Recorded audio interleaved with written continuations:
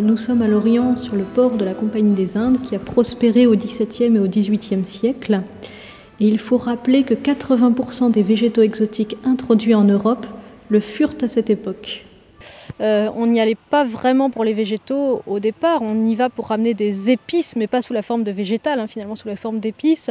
On y va pour ramener des porcelaines, pour ramener du textile, des cotonnades, pour ramener du thé.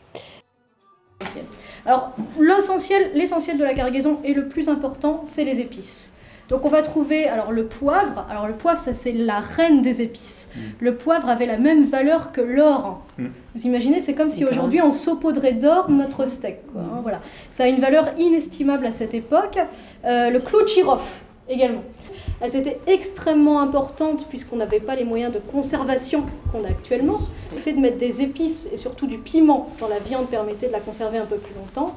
Et d'autre part, ça cachait le goût un petit peu faisandé. Le plus gros problème, le plus gros souci pour ces explorateurs et ces naturalistes était donc d'acclimater des plantes de contrées lointaines dont on ne connaissait pas grand-chose. Et le gros souci, si on parvenait à dérober des plantes vivantes, c'était bien entendu de leur faire traverser les océans, des voyages en mer qui pouvaient durer plusieurs mois jusqu'à 1 an. Notamment quand on revenait de la Chine, et il fallait trouver donc des stratagèmes pour les garder en vie à bord. Voilà. C'est un Britannique qui s'appelle Nathaniel Ward qui va mettre au point une boîte de transport vitrée. C'est dire à quel point les plantes étaient précieuses, puisque le vitrage, la vitre à l'époque coûtait extrêmement cher. Donc avec ces portes vitrées, donc quelque chose de très ingénieux, puisqu'en fait on fermait donc pendant la durée du voyage, et la condensation des plantes qu'on peut voir ici allait finalement provoquer de l'eau en petites gouttelettes qui allaient retomber sur la terre et qui allaient permettre d'abreuver ces plantes pendant la durée du voyage.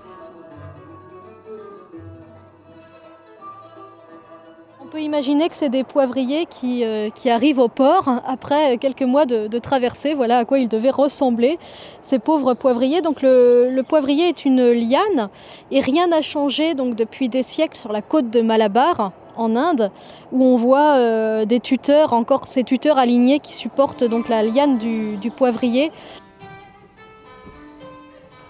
Voilà, donc ici nous sommes environnés de plantes chinoises et japonaises. Le thé qui est ici, donc le théier, était inconnu jusqu'au 19e siècle, alors qu'on buvait du thé. C'était un monopole que détenaient les Chinois. Et les Chinois avaient mis au point un système extrêmement élaboré. C'est-à-dire que les lieux de production n'étaient pas les lieux de transformation et les lieux de transformation n'étaient pas les lieux de vente. Et les Chinois eux-mêmes ne connaissaient pas les liens entre ces différentes zones de production et de vente. Et nous, les Européens, on passe pour les pires barbares qui soient aux yeux des Chinois. Et c'est vrai qu'à tel point qu'ils vont nous interdire l'accès en Chine. Donc là, vous avez la Chine.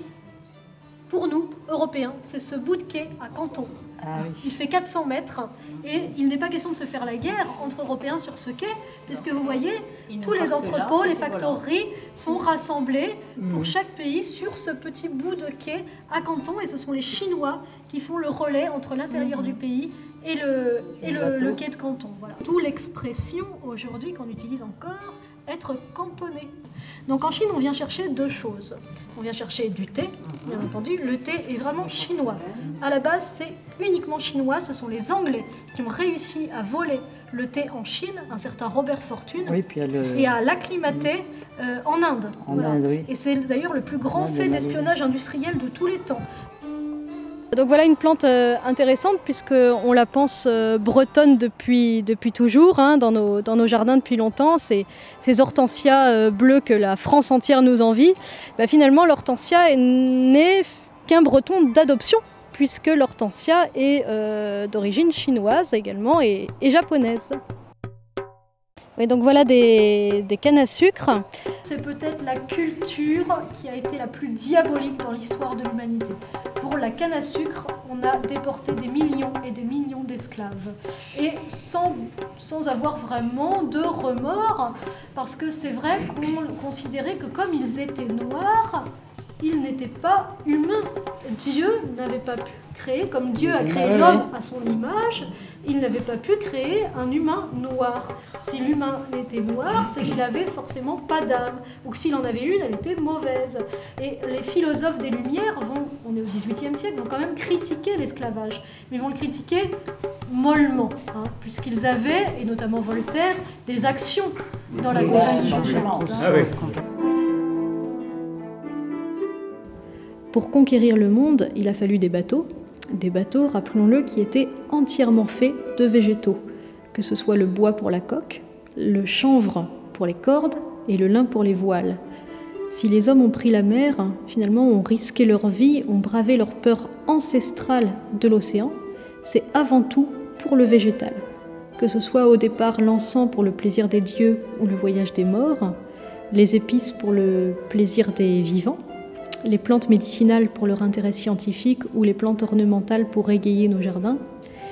Et on oublie souvent quand on émiette la cannelle ou que l'on râpe la muscade ou quand on taille les rhododendrons dans le jardin, les siècles de voyage, les batailles, les vols et les traîtrises qu'il a fallu pour en capter les envoûtements. Les plantes de la route des Indes nous invitent à un fabuleux voyage dans le temps, en couleur et en odeur.